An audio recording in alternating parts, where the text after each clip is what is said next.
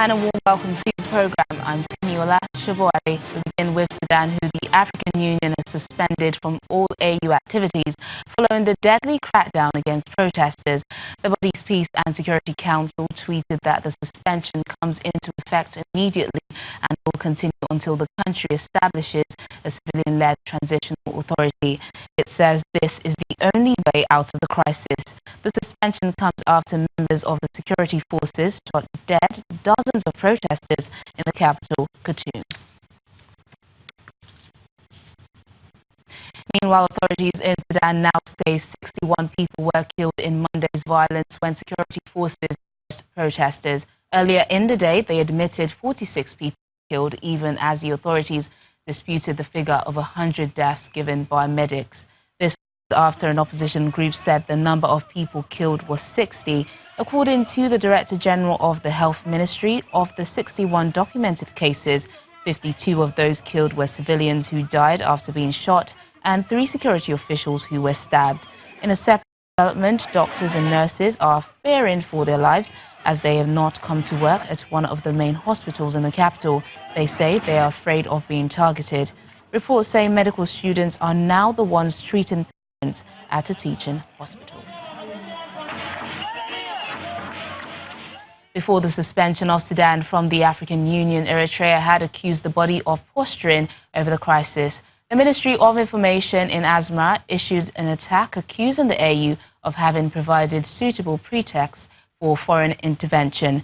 Before now, the African Union condemned the latest violence that led to deaths and injuries among protesters, with the chairperson of the African Union Commission, Moussa Faki, calling for an investigation and resumption of negotiations in order to arrive at an inclusive accord.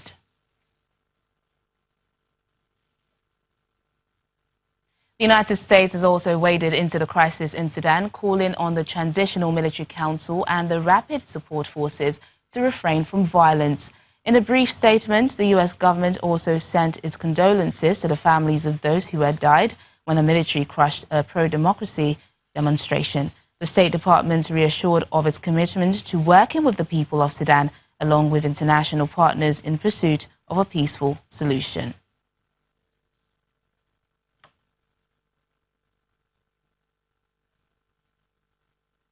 Let's get more on this story from a lecturer at the University of Benin and international affairs analyst, Dr. Ozoretin Idahosa. Thank you so much for joining us on Network Africa.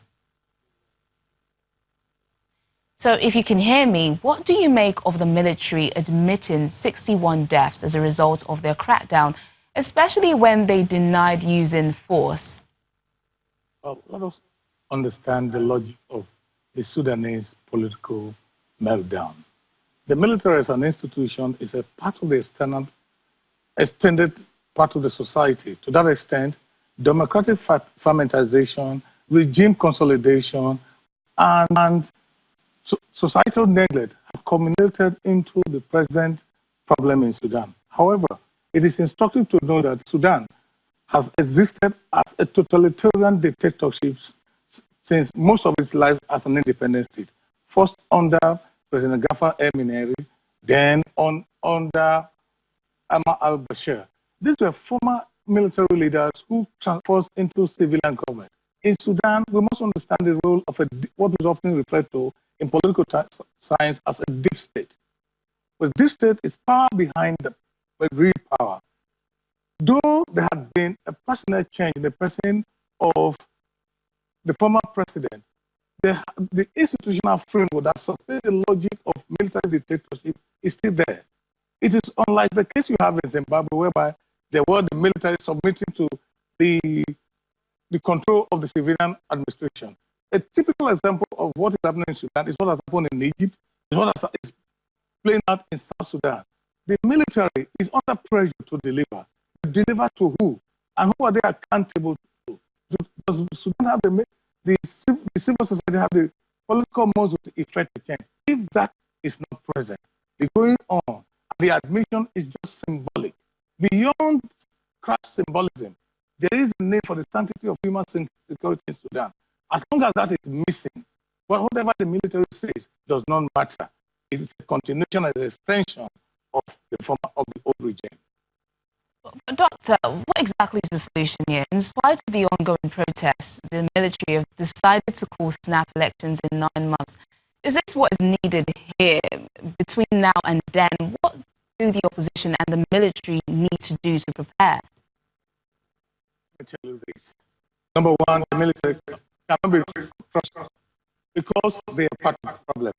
Number two, Sudan has not been politically socialized enough to make the right choice in terms of leadership consolidation.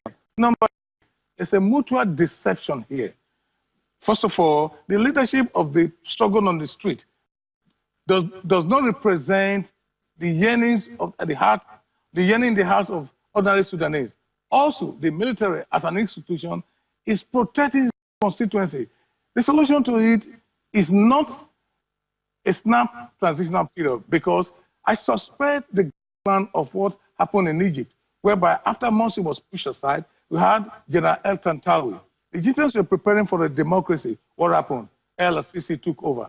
After few months into his administration, he promised that he would serve 2 terms and leave. You and I just know that in Egypt there was a referendum. There's a blank ticket now for El Sisi to leave permanently as president of Egypt. It is playing out, and that's the apprehension in the heart of Sudanese people. Until there's a sincere attempt to a democracy and verifiable, not by civil society and ordinary Sudanese and international organizations, democratic fermentation, regime consolidation, and socio-political meltdown will be the order of the day in Sudan. Yeah, let's look at the latest development now from the international community. The African Union has condemned the violence in Sudan and has suspended the country. Do you think this is the right response? The African Union has no political muscle to effect suspicion. It's just a facade. Because who are the people that have caused the shot in African Union? I just mentioned LCC. If you go to Rwanda, Paul Kagame, even if our own president, Muhammadu Buhari, they had military background, military history. These are not Democrats. They are people who believe in concentration of power. What the African Union lacks is a political muscle to effect compliance by the Sudanese state. Remember, Sudan is a sovereign state and not answerable to any other state. Whether the African Union condemns it or not, as long as the military have their way and their say, the status quo until remains the same. I want to pick on something you said earlier. Except in some few cases, like in Zimbabwe, the military usually hijacks a revolution after it succeeds in ousting a long-term leader. Why is this so? If you have read my book, Unfinished Revolution, Arab Spring at the Crossroads, I suggested something there. Societal change has a mechanical side, it has the organic side. Mechanical in the sense that there could be a regime change, as what's happened in Sudan. There is organic change where the basic institutions that are used to govern society are changed. In this case, Sudan is repeating the mistake of other African states. There's no sincerity of purpose by those in the position of leadership to put the nation first before their private interest. In political parlance again, there's something we call a diarchy. A diarchy is an amalgam between civilian administration and military administration. It operates in Egypt, it's operating in South Sudan, it's operating in Sudan, take it or leave it, it's operating in Rwanda, it's operating in Burundi. If you take that as a case study, you'll find out that until there's a genuine attempt at democratization of the public space in Africa, there will be a deja vu of what is happening in Sudan. All right, then, Dr. Ozuretin Idahosa, it's been a pleasure speaking to you on this issue. Thank you so much for speaking to us on Network Africa.